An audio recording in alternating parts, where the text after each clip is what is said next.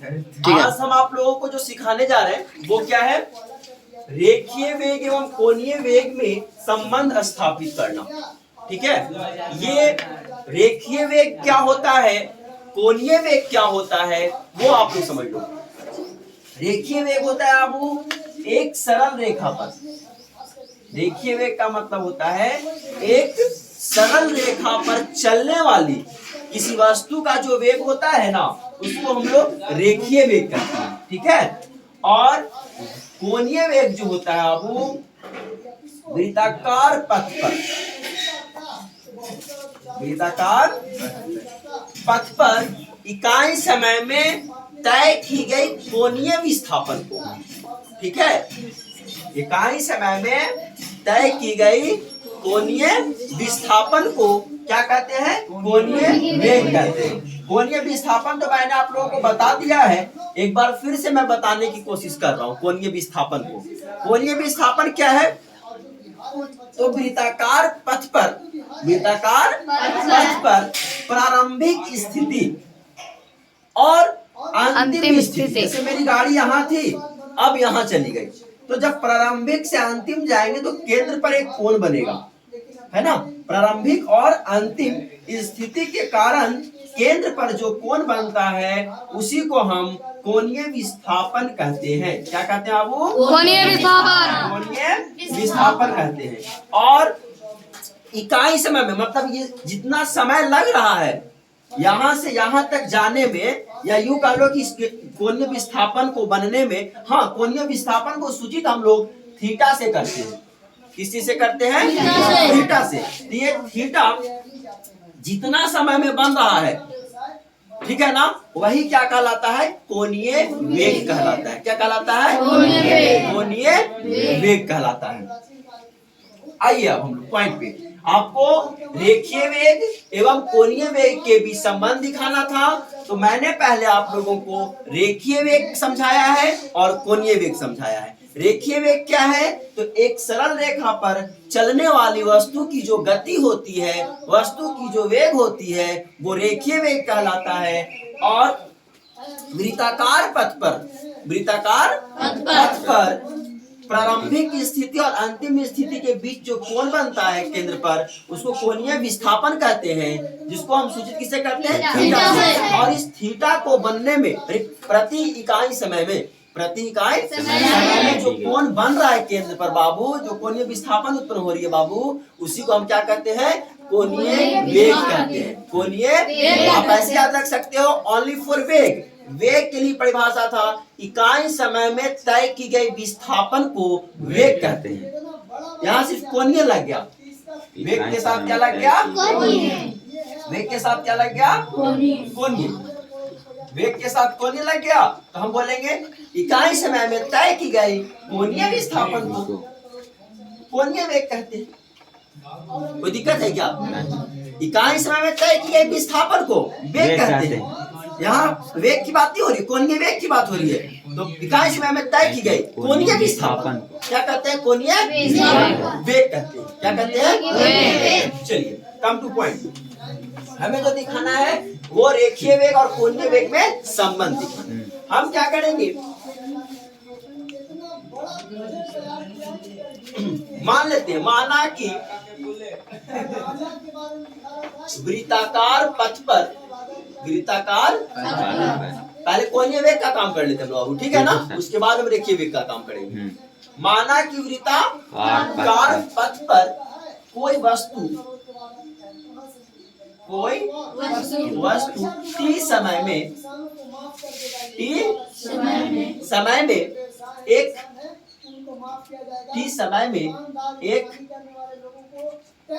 चक्कर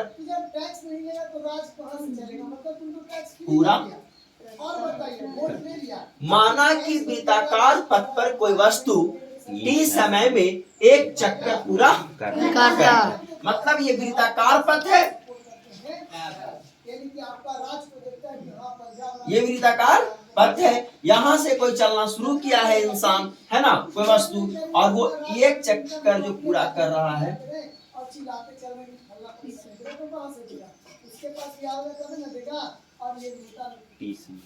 और बिहार में सेम वही। आपको पता है ना, जब इलेक्शन था तो नीतीश कुमार बोला, तेजस्वी यादव बोले कि हम 9 लाख रोजगार देंगे। यहाँ चलना शुरू किया 9 लाख। और यहाँ मिल गया कितना समय में बाबू? 30 समय। 30 समय। अब तुम हमको बताओ कि जब एक चक्कर कोई वस्तु पूरा करता है तो कोणीय विस्थापन जो होगा वो कितना डिग्री का होगा? ये कोणीय विस्थापन का जो मान होता है ना, माप जो होता है ना, वो डिग्री में होता है। किसमें होता है? डिग्री में। थीटा है, और थीटा तो कोण के लिए ही सूचित किया जाता है ना। तो आप बताओ कि एक चक्कर में कितना डिग्री का कोण बनेगा? 360 डिग्री का। हम लिखेंगे इस प्रकार, इस, और हाँ, कोणीय वेग जब हमको निकालना है तो कोणीय वेग बराबर हमने फॉर्मूला आपको क्या बताया है? हाँ, कि इकाई समय में तय की गई कोणीय विस्थापन को कोणीय वेग कहते हैं। तो कोणीय वेग बराबर फॉर्मूला क्या है? कोणीय विस्थापन बटा समय। कोणीय विस्थापन बटा समय। तो बाबू रे, आपको कोणीय विस्थापन निकालने के लिए कोणीय वेग निकालने के लिए आपको कोणीय विस्थापन चाहिए और समय चाहिए। तो समय तो आपको पता है t, और कोणीय विस्थापन कितना? कोणीय विस्थापन कितना? 360। तो एक चक्कर में कितना डिग्री का कोण बनता है? 360 डिग्री का। कितना डिग्री का? 360 डिग्री। क्या करेंगे कि इस 360 डिग्री को ना हम पाई में बदल लेंगे। पाई। किसमें बदल लेंगे? पाई में। तो 180 डिग्री बराबर होता है बाबू पाई रेडियन। 180 बराबर क्या होता है? Pi radian. 180 डिग्री बराबर पाई रेडियन। तो हम इसको 360 को हम 2 × 180 लिख सकते हैं। हाँ, लिख सकते हैं। और इसके बाद 2 पाई रेडियन। पाई। कोई दिक्कत? हमने आपको बताया था कि एक रेडियन जो होता है बाबू 57.3 डिग्री। वहाँ पे डिग्री नहीं। 57.3 डिग्री होता है ना। तो इसी के आधार पर सीधा बताया गया कि पाई रेडियन जो होता है, तो पॉइंट मारने पे थोड़ी बहुत होती है, उसे दिक्कत नहीं। आप याद रख लो कि पाई रेडियन जो होता है वो 180 डिग्री के बराबर होता है। देखो ना, पाई मतलब पाई का मान आपको बताया क्या होगा? 22/7। अब अगर हम जानते हैं कि एक रेडियन बराबर होता है कितना? 57.3। तो 22/7 रेडियन बराबर क्या होगा? तो 22/7 में हम 180 से क्या कर देंगे? उसको 180 से नहीं, 57.3 से गुना कर देंगे। ठीक है, तो अब देखिए 7 से कटेगा, 7 से तो 7 8 56 और 7 दूनी पे 14, लगभग मान लो तुम कि 82 आएगा, है ना। और 82 से तुम 22 में गुना करोगे तो 22 दूनी 44 के 4 हासिल 4, 22 8 176 होता है ना, और 4 180। देखो कितना आया? 1804। नहीं है 180.4। तो वही तो 180 डिग्री। तो वही पाई रेडियन बराबर 180 डिग्री। तो पॉइंट में थोड़ा बहुत आता है तो वो तो मैटर 5 वहाँ पर आता तो सर कोई मैटर नहीं करता, छोड़ना 5 भी रहता तो पॉइंट के बाद 81 हो जाता है ही ना। हाँ। फिर भी छोड़, उतना ज्यादा मैटर नहीं होता तब ना। हाँ सर, अभी नहीं हुआ। अभी हुआ नहीं है ना, वो सन्निकट मान हो जाता है। जैसे सन्निकट मान आप लोगों को आता है ना। हाँ सर, मैथ में 5 या 5 से अधिक हो तो पीछे वाला बढ़ जाता है, और कम हो तो पीछे वाला जितना है उतना रह जाएगा। कुछ घटेगा जितना है ना उतना ही ऐसा होता है। ठीक है। तो मैंने ये सीखा, ये क्या कर लेगा? एक रेडियन बराबर होता है 57.3 डिग्री, पाई रेडियन बराबर होता है 180 डिग्री। हम 180 को क्या कि 360 को 2 × 180 में बदल। Yes sir. अब 2 का 2 और 180 का क्या लिख दिया? पाई। Pi radian. कोणीय विस्थापन मेरा कितना निकल गया? वो 2 पाई रेडियन। समय बराबर क्या? तो t समय लगा। कितना लगा है? t समय। सूत्र से अब हमको कोणीय वेग चाहिए ना। चलिए कोणीय वेग बराबर, तो कोणीय वेग बराबर फॉर्मूला क्या सिखाया हम आप लोगों को? कोणीय विस्थापन बटा समय। कोणीय विस्थापन बटा समय। बाबू कोणीय विस्थापन कितना है? अरे 2 पाई। और समय कितना है? और कोणीय वेग को सूचित हम लोग किस चीज से करते हैं? ओमेगा से किसे करते हैं आप?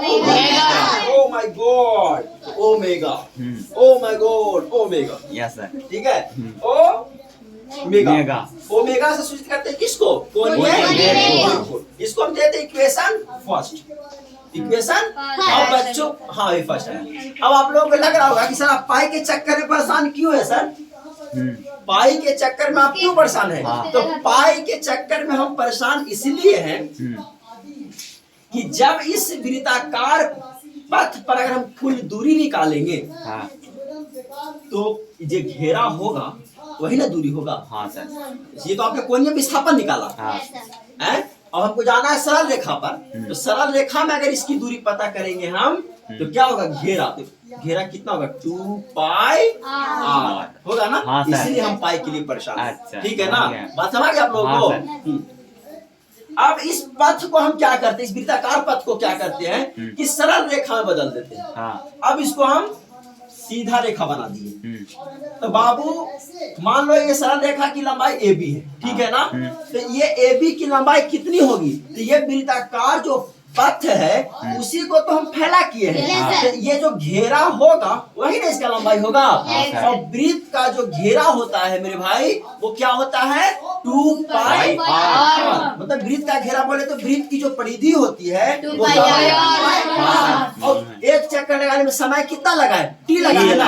जो समय का यूज आपने इसमें करा है वही समय का यूज हम यहाँ पर भी करेंगे। लिखेंगे फिर, क्या लिखेंगे? फिर सरल रेखा पर वस्तु द्वारा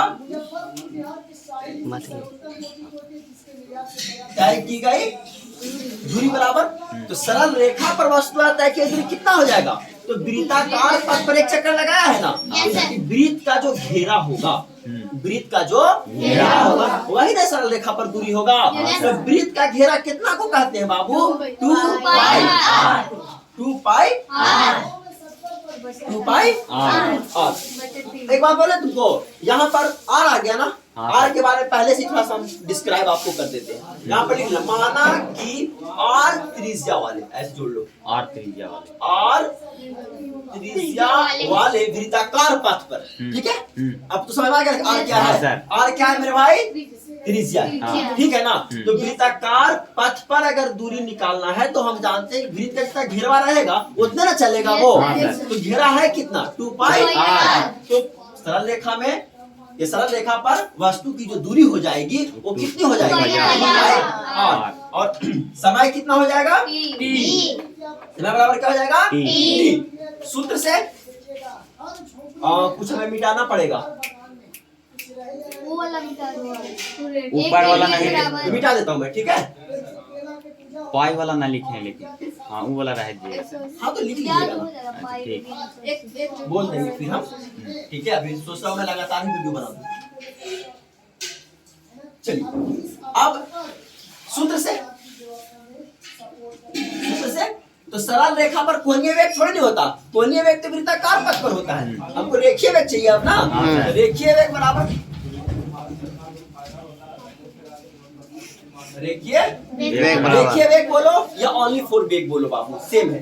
रेखीय वेग बोलो आप या ओनली फॉर वेग, ओनली फॉर वेग बोलो। और वेग बराबर क्या होता है? विस्थापन बटा समय। विस्थापन बटा समय, बटा समय। ठीक है, हम बोल रहे थे आप लोगों को कि रेखीय वेग बराबर क्या होता है? विस्थापन बटा समय। और विस्थापन कितना? दूरी। देखो विस्थापन और दूरी सेम होता है। अंतर क्या है कि विस्थापन में दिशा, हाँ सर, ठीक है ना। तो आप ऐसा करता है कि यही दूरी लिखे हो ना आप, हाँ, तो यहाँ पर यही दूरी विस्थापन का भी काम करेगा, सर। क्योंकि दिशा यहाँ पर क्या है? निश्चित है, हाँ, ठीक सर। है ना। तो आप दूरी भी लिख लो और ऑब्लिक दे करके बाबू विस्थापन लिख लो, बराबर क्या? 2 पाई आर, ठीक है। अब विस्थापन है कितना? तो 2 पाई आर। समय T। और समय कितना है? T। 2 पाई आर बटा क्या हो गया टी। और रेखीय वेग है ना, वेग को सूचित हम किससे करते हैं भी से। भी हम से। बता रहे थे ना, हाँ, सर। वेग को सूचित हम लोग किससे करते हैं भी से। भी से। नीचे वाला पैराग्राफ वेलोसिटी हो। वेलोसिटी, हाँ ठीक है, v बराबर क्या 2 पाई आर बाई टी। अब सुनिए हम क्या करते हैं कि यहाँ पर हमको समीकरण 1 से जो मान मालूम है बाबू, वो ओमेगा बराबर 2 पाई बाई क्या मालूम है टी मालूम है, ठीक है ना। हाँ। तो हम ऐसा करते हैं v इज इक्वल टू 2 पाई बटा टी है ना समीकरण 1 हाँ, में, सर। इसमें 2 पाई बटा टी को हम अलग कर लेते हैं, हाँ 2 पाई बटा टी को हम अलग कर लेते हैं और गुना में क्या बच जाएगा आर बच जाएगा, ठीक है ना। हाँ। अब समीकरण 1 में देखो तो बाबू 2 पाई बटा टी कितना मालूम है तेरे को, ओमेगा पता है ना, हाँ। तो हम इसको लिख सकते हैं क्या समीकरण 1 से, समीकरण 1 से v बराबर 2 पाई बटा टी के जगह पर हम क्या लिख देंगे ओमेगा, ओमेगा इंटू आर। यही तो संबंध आया। इसको आप लिख सकते हो कि रेखीय वेग बराबर कोणीय वेग गुने त्रिज्या। त्रिज्या। किसको सूचित किया रेखीय वेग हो हाँ, गया, सर। ये रेखीय वेग हो गया हाँ। बराबर ओमेगा का सूचित तूने किसको करा है कोणीय वेग। कोणीय वेग को, कोणीय वेग हाँ, और गुना आर से त्रिज्या। सूचित कर दिया। आगे बस मैं Yes, sir. संबंध दिखा दिए ना हम आप लोगों को। सर रेखीय वेग बराबर फॉर्मूला आपका वेग बराबर तुमको फॉर्मूला पता है ना कि विस्थापन बटा समय होता है, मैंने सिखाया है ना। हाँ, सर। तो बस वही चीज है। तो रेखीय वेग बोलो या कोणीय वेग बोलो, तुम्हारा नाम क्या है फैसल फैजल आलम, फैसल खान फैजल खान, तो तुम एमडी फैजल खान बोलो या फैजल खान बोलो, बात तो तुम्हारी हो रही है ना। जी सर। Note down.